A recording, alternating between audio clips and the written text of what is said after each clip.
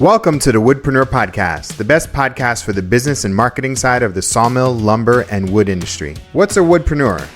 If you have a business where you make money as a woodworker, sawmill owner, selling slabs, or a content creator, then you're a woodpreneur. My name's Steve Larziliere, and I started Woodpreneur Life, Acres of Timber, and the Woodpreneur podcast just for makers, wood entrepreneurs, and small business owners just like you. We're on a mission to empower thousands of wood businesses to grow sustainably and put out great products. Each week, I interview makers, sawyers, content creators, and 6- and 7-figure entrepreneurs that know the wood industry inside and out. With topics covering everything from the urban lumber movement, sustainable sourcing and design, we'll discuss the ins and outs of how to grow, monetize, and fully immerse yourself in the woodpreneur lifestyle. If you're a hobbyist, a full-time wood business owner, part-time entrepreneur who wants to become a content creator, or quit your day job to pursue your dreams, the Woodpreneur podcast is just for you. Thanks so much for listening. Now enjoy this episode. Hey, welcome to a brand new episode of the Woodpreneur podcast. This is your host, Steve Larziliere. Today's guest is Jake Frampton from Frampton Remodeling. How you doing, Jake? I'm doing great. It's a little rainy here, but can't get nice weather all the time. But Yeah, no, I'm in a yeah. good mood. Cool, very cool. Tell us how'd you get started? Tell us about the origin story of the business.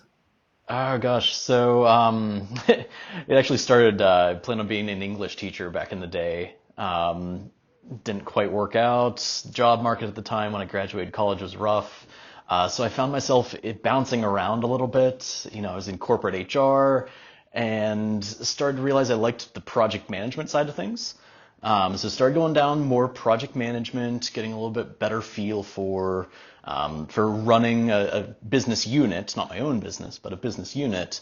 And then on the side, you always have that one friend that asks for help with this thing or that thing. And my wife and I, we bought a house right around the same time, needed to fix things up. And it was just something I was doing on the side here and there. And for a couple of years, started realizing, I really like working with my hands. This corporate desk job, yeah, it pays the bills, but it's not, like I said, I bounced around. I couldn't find something that really felt like it was me. I didn't feel like myself. So then, I started an Instagram page, thinking, hey, maybe I can make this into a thing. Even if it's just side work, maybe it can be something down the road. I'll start posting my work, even if it's just for friends and family. Fast forward a year or two, one of the small local builders here, at the time he only had like one employee. He actually found me on Instagram, reached out, and gave me a job offer to be a project manager with him. So I was able to kind of take that corporate background in project management and then kind of my own side work and kind of combine them. And that was great. Loved working with the guy. It was kind of, just, 2 or 3 of us at the time, very hands-on. And then, spring of 2020, we all know what happened there. And, I got laid off just because we had to shut down. And, I'd always kind of had that bug of maybe wanting to start my own thing. And it was a really good jumping off point, for my business, for my former boss's business. And so that's, spring of 2020 was where I kicked off on my own. Started just kind of doing some handyman stuff, small custom cabinetry and carpentry kind of things. And then over the years, it's grown to be an actual remodeling business, where we're doing mainly interior work. We're doing kitchens and baths, that sort of thing. I think people are going to look back on the next 20 years and be like, March of 2020 is when everything started or everything ended. It's like, Oh you know my what I mean? gosh. Just Yeah. that, Yeah. that, that, the impact, and it's like 4 years ago now. It's like 4 years. Right. And it doesn't No, feel like that so like long, but you're right. it doesn't You're feel like right. that long, but it was just yesterday. hmm hmm Yeah, I mean, there's so many It's, people it's that, so, it's, whether it's business or life, like there's so many changes that spurred out of that. And I know personally, I'm really happy. It's kind of weird to say that I'm happy that it happened that way. But honestly, I don't know if I would have actually kicked off on my own if I hadn't had that kind of forceful push, I think you're right. I feel like it forced a lot of people to make changes, and Yeah. de- depending on how your life turned out, is I think is dependent on how you responded to the change, right? Yeah. Because Hmm. I mean, you go to any major downtown, and it's like really unfortunate what happened to the businesses. Like it's really, really, really Hmm. unfortunate.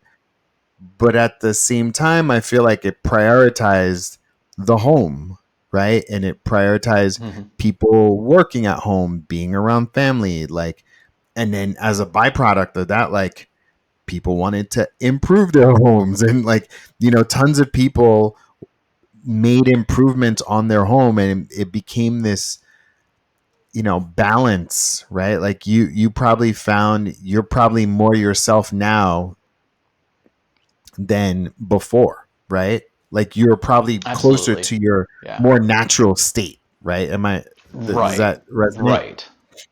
Yeah, yeah. I mean, I grew up with a family that was very, blue collar. My dad fixed literally everything around the house. I can't think of a single time that we had like a contractor come out and fix something for us. So I grew up around that, seeing my dad just literally put everything on his shoulders and push through. My grandpa was a machinist, had a little wood shop in his garage, and I remember as a kid loving to go and tinker around with the little scraps of wood and everything. So like I have that in my roots, but so much of it, the kind of the trope of everybody being pushed towards college.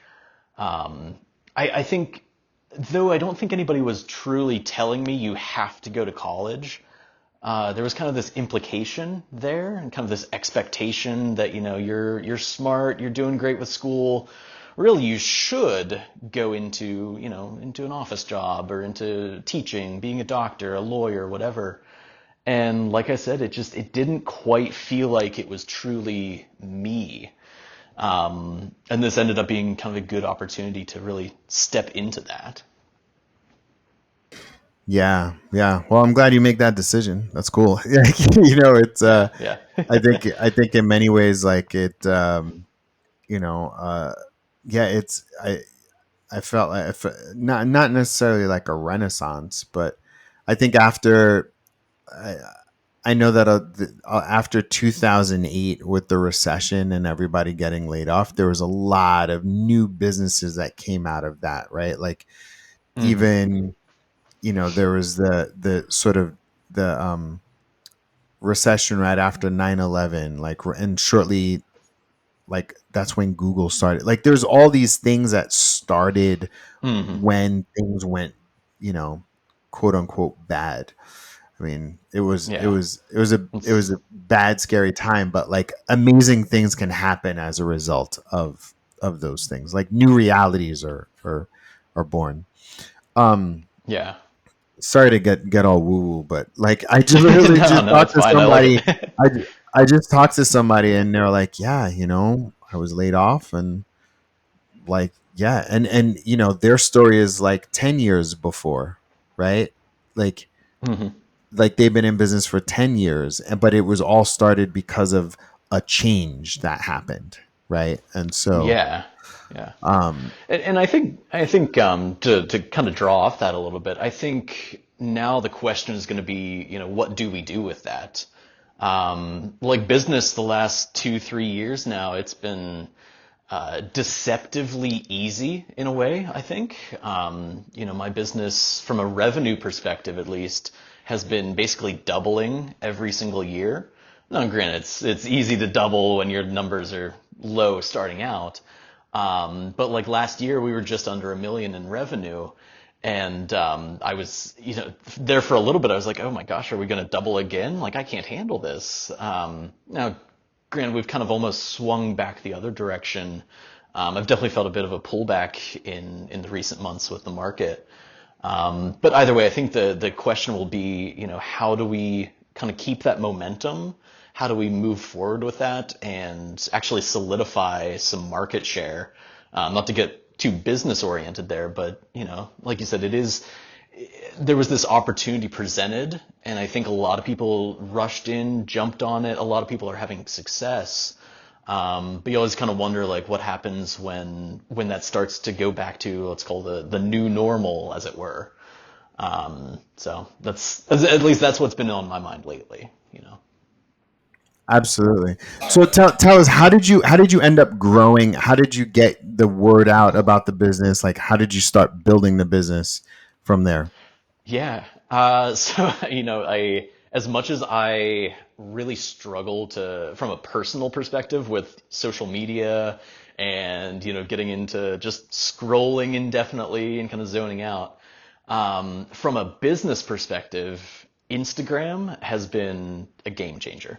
Like I said, I started that page, 6 years ago now, and that's what got me a job in the industry. And it's a small following, but I built up enough of a local following. Basically everybody that follows me is local.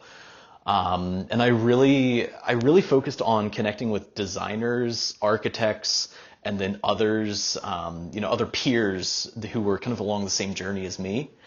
And there for a long time, we were getting probably, oh gosh, I'd say 70 to 80% of our leads would either find us on Instagram first and then go to our website, or maybe a friend of a friend sends them a post or something. But yeah, about 70% would all kind of tie back to my Instagram. That's incredible. I was just on your Instagram, and it looks like you do a little. I mean, your photos your photos are like, it feels like documentary style. Like it feels like photojournalist style, with a I lot of appreciate that. Yeah. description, and Yeah.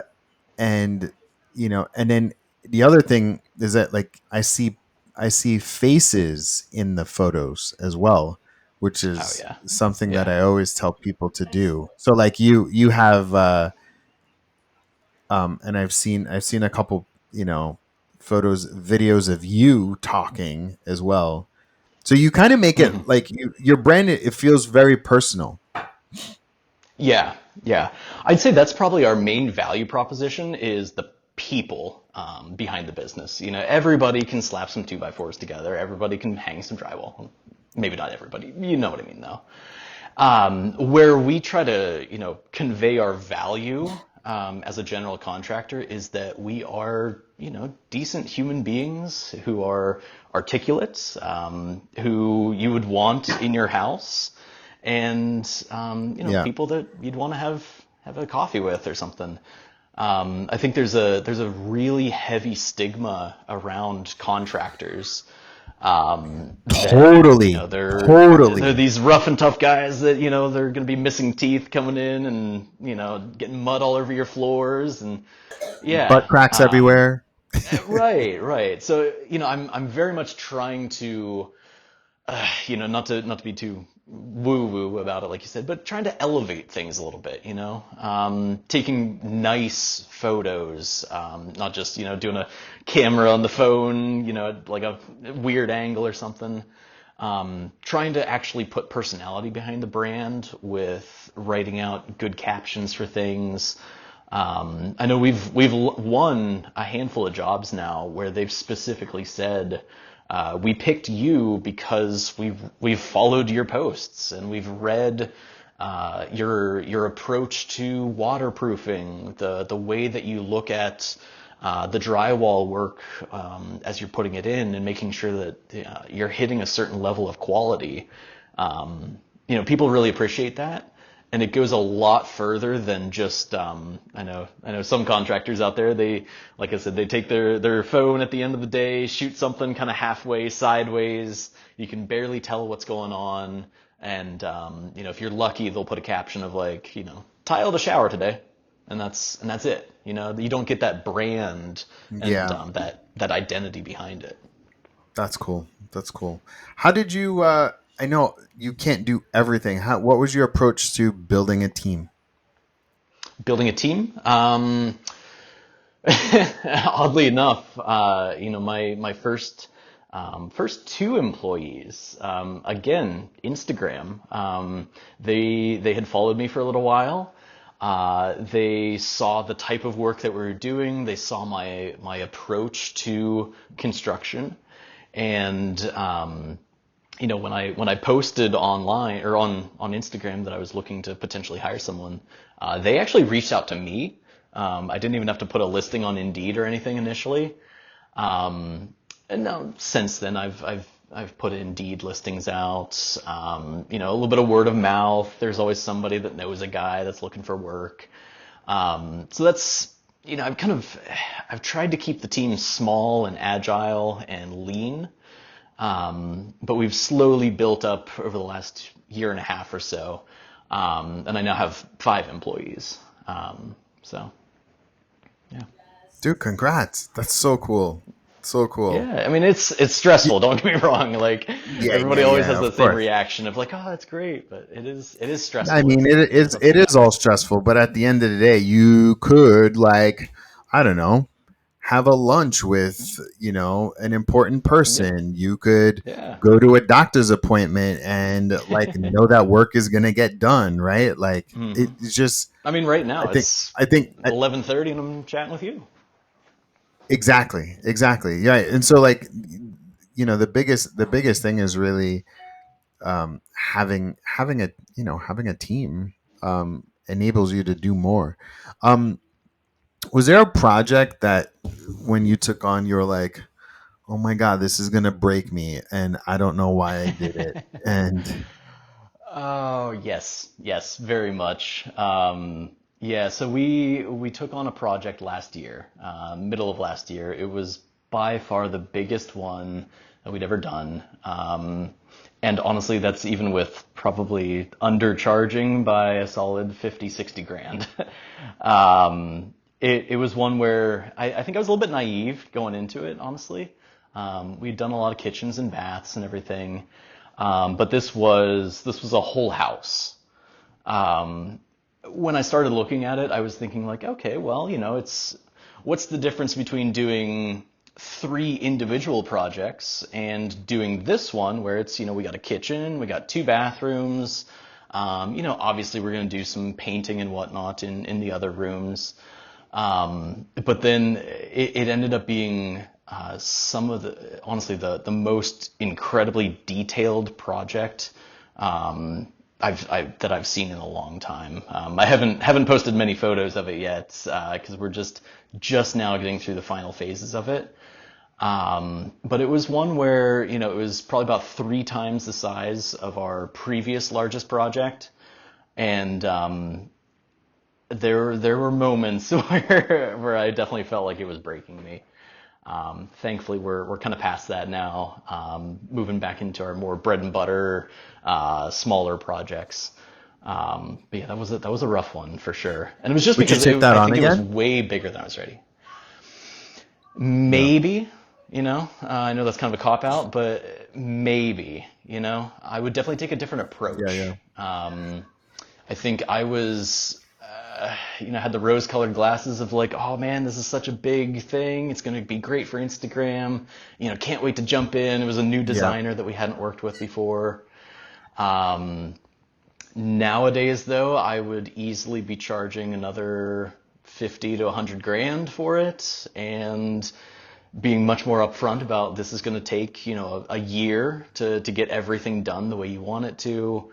I'd probably do different things with subcontractors. There's a lot that I would change. It was a really good learning experience, expensive learning experience, stressful learning For sure. experience, but still a good one for sure. How so what is the bread and butter? Is it just kitchens, bathrooms, that kind of stuff? I think our ideal project would be like a master suite, where we're maybe reconfiguring a bedroom, walk-in closet. We've done a lot of bathrooms recently where there's the freestanding soaker tub, custom tile shower with a bench and niche, half wall, custom glass. double vanities, walk-in closets. That right there is probably our specialty. The bathrooms that run, we'll say 45 to 75 grand total for a total master suite. Definitely towards the high end of things with lots of custom tile. That's kind of our main showstopper. For sure. And you're working mainly with designers on those. Mainly, yeah. Yeah, we have, every once in a while we'll have a project that we'll do the design in-house. I think that's a really good point to bring up, that every project has design to it. You might not have a dedicated designer. But I think that was something I kind of took for granted initially when I started the business. I didn't realize how much effort really needed to go into the front end of things with planning and design, making sure that you and the client are on the same page with things.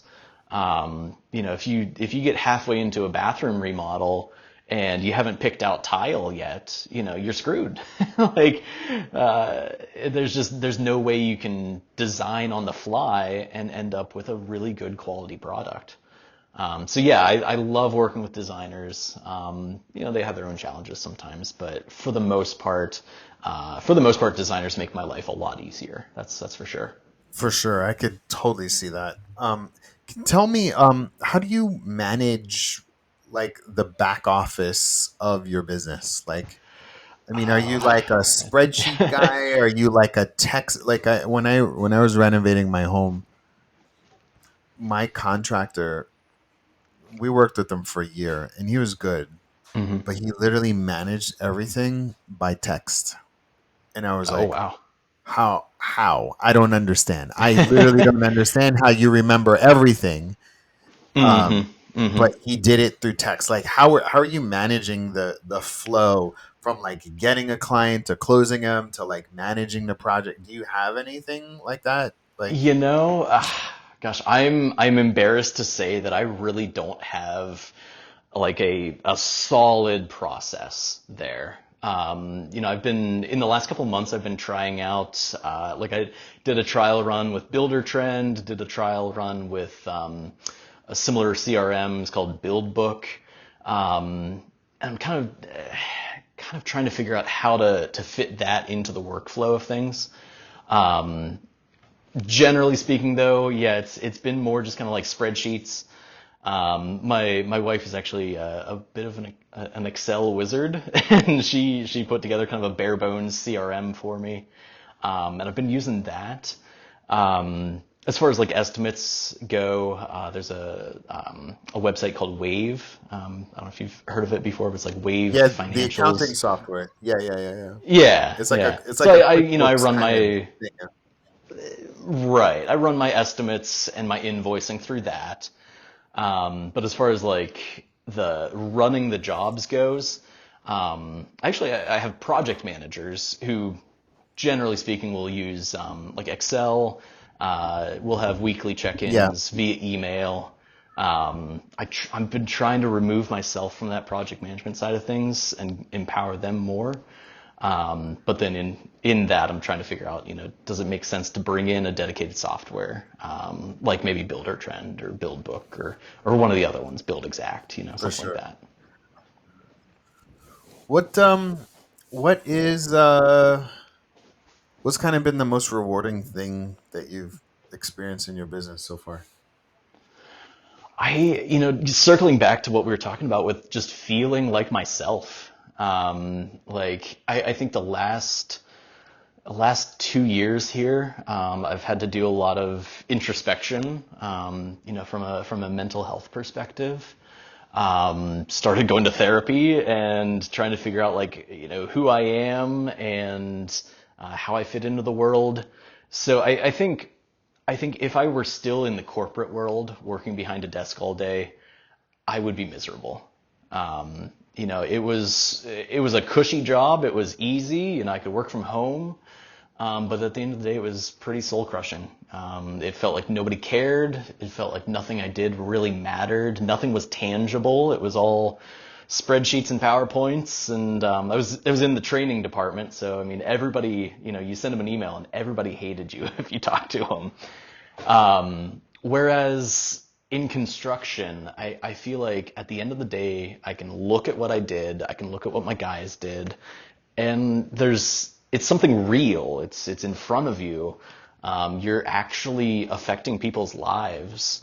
And there's just something about that grit and that just organic nature to it, that I absolutely love. I think that's been really the rewarding side of things, is just seeing and feeling the tangibility of construction. That's really interesting. A couple, I don't know, maybe like a month or so ago, I had another contractor on the remodeler, home builder on the thing, and Hmm. I said, "So how do you stay balanced, personally, professionally?" He was like, "Yeah." He was like, I started to get some help. I started looking at my past and seeing how it made an impact on my future. And I was like, "Dude, are you talking about therapy?" And he was like, "Yeah." Yeah, yeah. He No, was like, I'm "Yeah." I'm I was like, becoming more open about it too. Yeah, like I think "Yeah, it's oh yeah, great. yeah. I mean, look, I've done it in the past year, and this is now the second time that I'm admitting on my podcast for 300 episodes that There you go. in the past year I've I've I've taken therapy, and it is literally the unlock in life. It is like Oh yeah, the yeah. unlock. It's almost like, when you go to the gym and you have a PR, right? You've Hmm. lifted more Hmm. weights than you've ever lifted before. I feel like when I go to my therapist, like I feel like I PR in my brain, and I told her that I'm never not having a therapist. Like it's made Hmm. all of my relationships better, for my family, my kids, my clients, work balance, everything. Yeah, yeah, for sure. And with that too, like thinking about the mental health side of things and just understanding yourself, like turns out I have ADHD. Didn't even realize that previously, and that probably makes sense, with, bouncing around in the corporate world a little bit and not ever feeling like, satisfied in one spot, kind of feeling locked in a little bit. And I've realized that like this line of work definitely fits better with that. Entrepreneurship fits better with that. It's something where, I can take more time and flexibility for myself, to just get through the day sometimes. Like, obviously need to make some more improvements with that. Work-life balance is always a challenge. Yeah, But yeah, no, I for think it's sure. been it's been a really good learning process. Yeah, and Yeah, no, it's totally on great. board with Yeah, recommending. I think it gives you more empathy too, right? It gives you more empathy. Yeah, yeah. Say more about that. Yeah. Yeah, and I think you're onto something. I mean, for me, I'm able to look at things from different perspectives. So instead of, because you know how sometimes you like things come to you like a client, a project, things fail, like, and then your first gut reaction comes from like your brain or instinctual, and it's I like to Mm. call it like your Hmm. undeveloped self, right? Hmm. And Hmm. That kind of whereas flash I found reaction. that like Yeah. that crazy, it's either fight or flight type of thing, Yeah. and Yeah. i've Yeah. i've learned to slow down a little bit more Hmm. and just not be as reactive, because like, it's kind of like, I don't know, you see sometimes like somebody posts something online and that comment, and Oh, the somebody comment puts a section. Oh my God. comment, and you're like, you could, your first reaction would be like, or you could just pause and be like, oh, maybe where are they coming from? Where is that coming? Hmm. And I found that perspective has given me, I don't know, it's just made me a lot more intentional, right? Like I'm able to go for the things that I want, do the things that I want, surround myself with the right type of people, because I know that if I had this moment the other day. I was talking to a friend, and this is a friend with a long history, and he said something and I didn't say anything back, but I Mm-hmm. knew, but it's because I had to think about what he was saying. And instead of just reacting to it, or like, I had to think about what he was saying. But old me would have been like, nah, that's dumb. Or I would have said, oh, yeah, and I'll go along with it, but not be okay with it. And then Yeah. I found that, like, oh, I was able to go through the process like, oh, why did it make me feel like, oh, because I'm not in alignment with who I am and what I want to do. And what Mm-hmm. he said made me feel a certain way. So, like, oh, and now I know, like, going into the next situation where I don't feel like, oh, I should be doing stuff that it's just an interesting thing. Just because, at least for me, I look at, I had a team meeting yesterday, and I'm like, when you take on a project and you're like, man, I don't want to take this project, or you signed the contract, you got the deposit, and you're like, shit, this is like, I don't really want to do this job. I don't really want to do this project. Yeah. You know what I Yeah. No, I'm mean, feeling right? that. No, I know what you mean. Yeah. Yeah. Yeah. But just knowing that, like, sometimes you can go into things with that decision, be like, you know what, Mm-hmm. this, I don't really want to do it, but I'm gonna do it. But then you switch your mind, or you can say no to that project.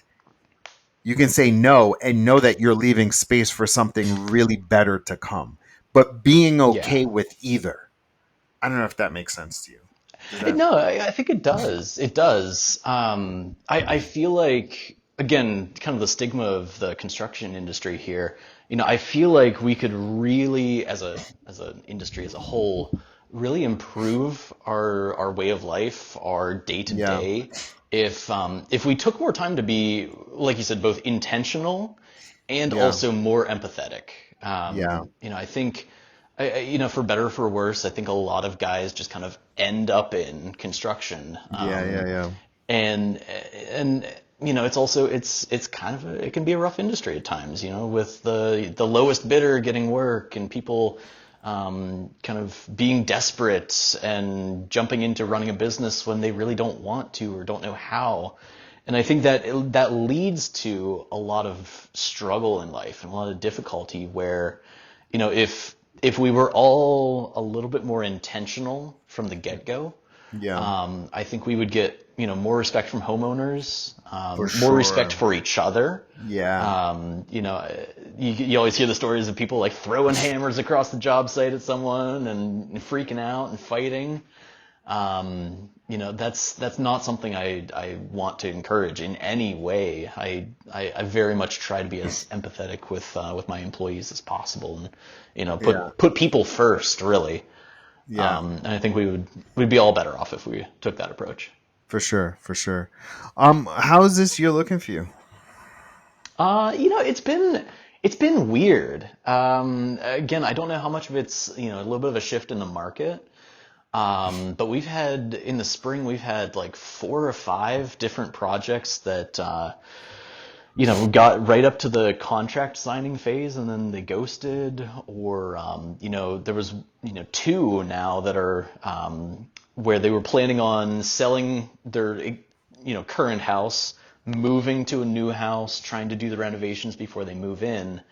But with the housing market, they've had complications with selling their old house. They've Yeah. wanted to delay the project a few months, so we've had to push some things back. It's kind of weird. It's like there has been a drop in leads over the last, we'll say, 6 months. But they're still coming in. There's still decent ones out there. It's Yeah. just, I think maybe more of an anomaly for me where this spring has been very, very dicey. I've noticed people are very, very focused on budget right now. Yeah. I think out of the last, 6 or 8 projects I've put estimates out for, I think all but like 2 of them, probably noted that like budget was their main concern. Yeah. Which for us, we're definitely on the higher end of the costs, Uh-huh. versus some of the competition. So it has been tricky, from a sales perspective. But it's not quite, dropping off a cliff, but it definitely has slowed down this year versus last. And given how chaotic last year was, I'm almost okay with a little bit of a slowdown. Just Yeah. getting a chance to kind of get my feet under me a little bit better, Catch up a little bit. develop some of those systems. Maybe have an actual CRM with some Yeah. software behind it to manage things. Yeah. So I'm at least looking at it as an opportunity, rather than a threat. Yeah. Yeah. Yeah. Yeah. Yeah. That's cool. Um, okay, so this is a part of podcast where I give you any marketing or business advice. Is there anything that you need help with, or is there any advice that you need, advice for the biz that I could help you with? Yeah. Yeah, no, and I think this is a great segue too, coming off of the last question there. Um, we've the last, quite a few now. The spring, my closing rate on sales and leads has been really low, to be honest. And I think it has revolved mainly around the pricing.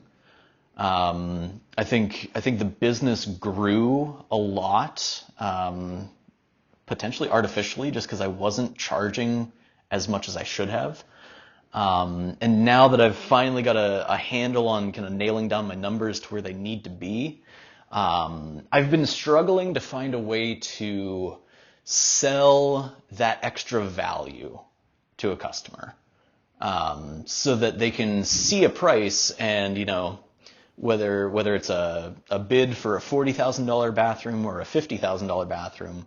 I could use some advice on, how do I sell that this is going to cost 10% more, but, you have a dedicated project manager. We have weekly check-ins. We, have photographic evidence of each step of the process for your records, things along those lines. Do you have advice on selling the value and kind of not justifying the price, but explaining why the price might be higher for something that we do? Yeah, that's a great question. And so it's like, the question is, how do I increase my perceived value and Yeah. use it as an asset to convert clients at a higher rate? Right, right. How do we convey what makes us different, Yeah, in a and clear, concise package? yeah, and that is very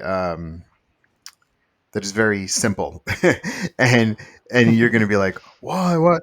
It really is like you need to tell more stories on your website. Like Yeah. by the Okay. time Okay. people by the I want to time fix my people website, so get to yeah, that's you, great.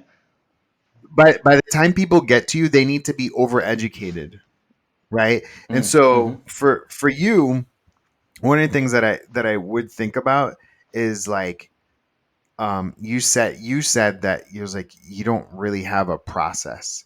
So I would develop a process, and I would call it like the Frampton way or the Frampton method or whatever. You know what I Mm-hmm. mean? Because when somebody comes to you and you're like, okay, how do you work? Like, you don't want to explain it to them.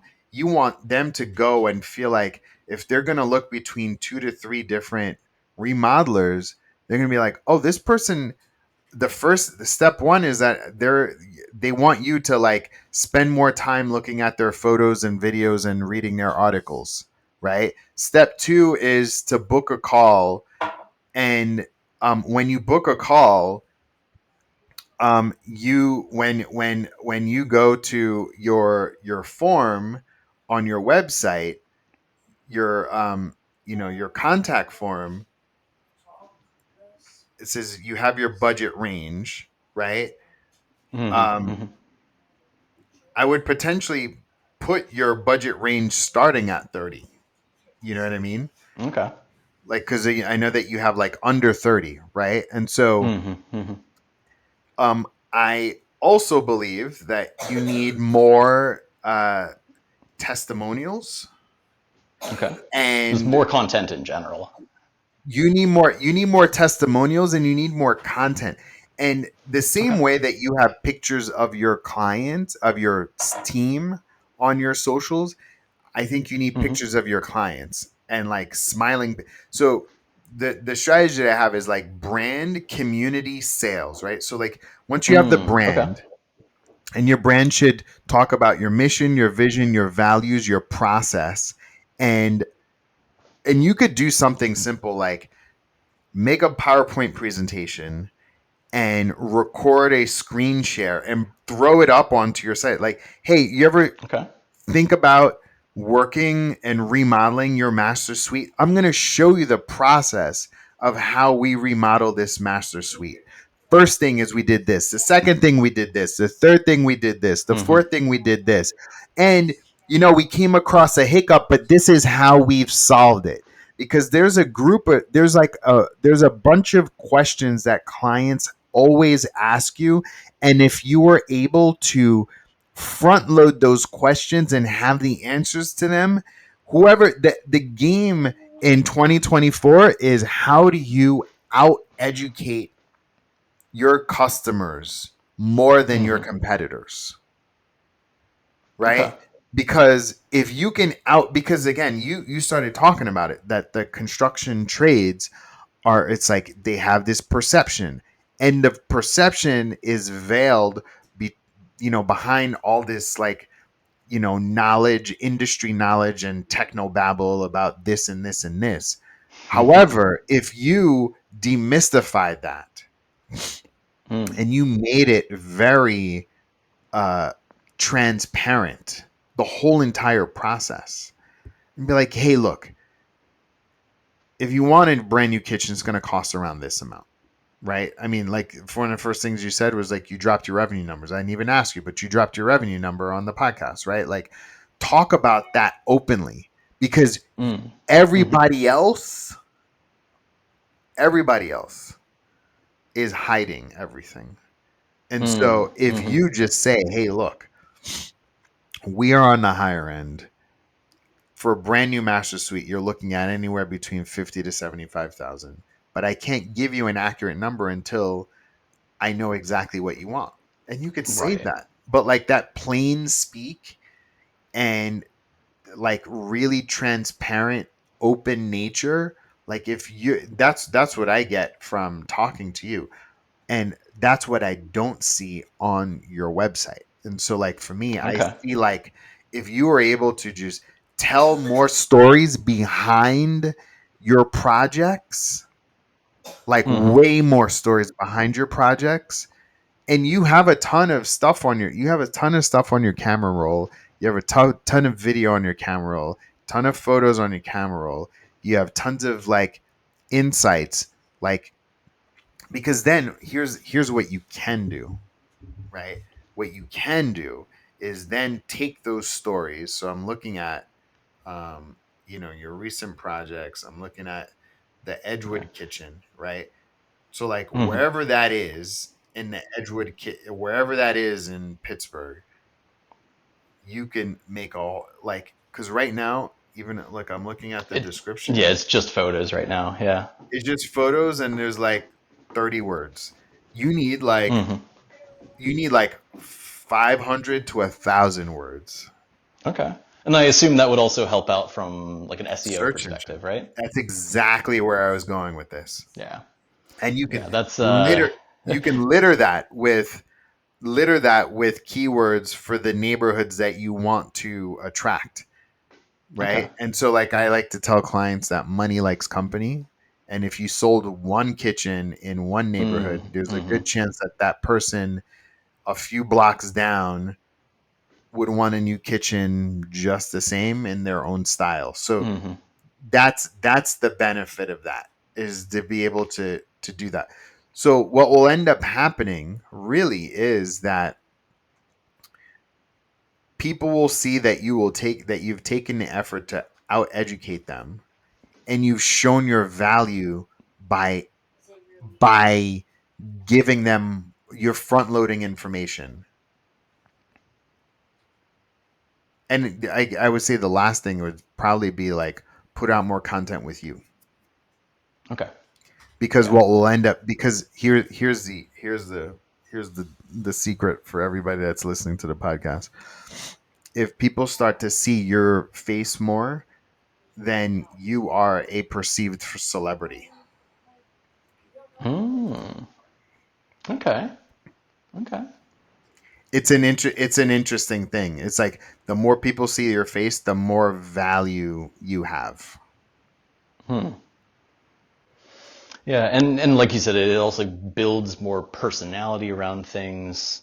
Exactly. Like I think I've done a good job with Instagram, just because it's easy. It's They easy. make Yeah, it yeah, yeah. simple. You throw some photos up.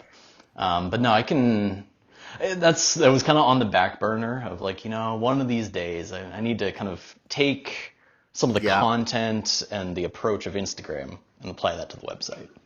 So for sure. For yeah. sure. Yeah, I will yeah, I'll yeah, I'll I mean if I can come up with any more thoughts, but like I'll share them with you. But like that's the thing. It's like how you eliminate tire kickers or how you increase your close rate is to show to overeducate, show the result, and show the process. Like you should literally show the Okay. process. Imagine if you had like a time lapse of that. Oh, You yeah. you know what I mean? Like if you had a time Yeah, lapse yeah. People of the love whole even just entire before and project, afters. Yeah, yeah, that would people are like, oh my god, I see it. Oh my god, I see it. yeah, yeah. So is that helpful? Cool. Yeah, that is. It's a reaffirmation and also building off of. Yeah. So I do appreciate that. Cool. Awesome. All right, Jake, tell everybody your website and your Instagram so that they could follow your work. Yeah, so my business is called Frampton Remodeling. I wasn't very creative, it's just my last name. But it's framptonremodeling.com, and Instagram is probably the best place to connect with us. It's frampton.remodeling. Go ahead and check out some of the photos. Awesome. Thank you so much, Jake, for your time. And I look forward to getting your story out to the Woodpreneur community. Awesome, man. Thank you.